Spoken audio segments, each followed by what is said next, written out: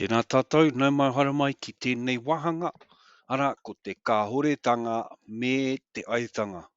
So welcome to this section where we go over the negatives and the positives.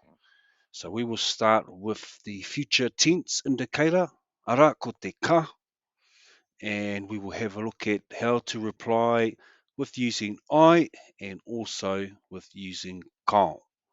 Up the top, there are a few examples there that you can use and have been translated into Reo Pākehā.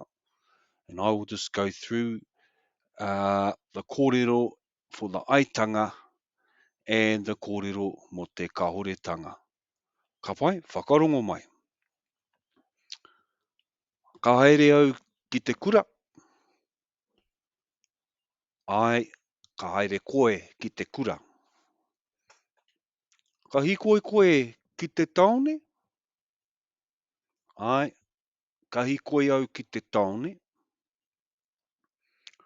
Ka moe te pipi.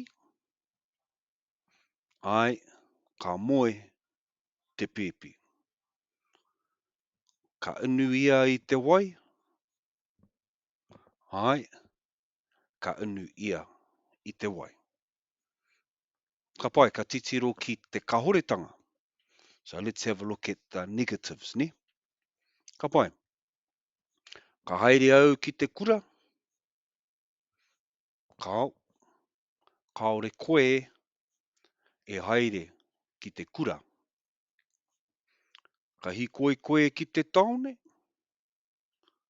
Kao, kaore au e hikoi ki te taone. Ka moe te pipi. Kao, kaore te pipi e moe. Ka inu ia i te wai. Kao, kaore ia e inu i te wai.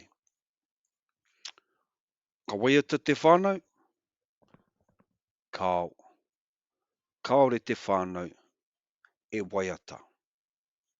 Ka pai, koe nei te mahi mo te ka, mo te aetanga me te kāhoretanga. So those are two areas you can work on with using the future tense ka. Now we will have a look at the present tense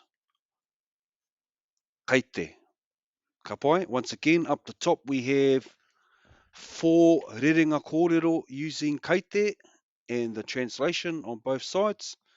Once again I will go through the aetanga me te kāhoretanga. Whakarongo mai. Kei te haere au ki te kura. Ai, kei te haere koe ki te kura. Kei te hikoi koe ki te taone.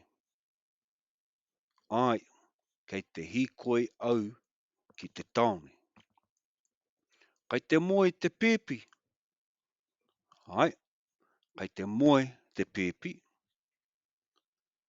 Kei te inu ia i te wai.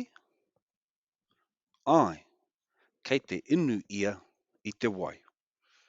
Ka pai, haere ki te taha o te kāhoretanga. Kei te haere au ki te kura. Kao, kaore koe i te haere ki te kura. Kei te hikoi koe ki te taone. Kao, kaore au i te hikoi ki te taone. Kei te moe te pipi. Kao, kaore te pipi i te moe. Kei te inu ia i te wai.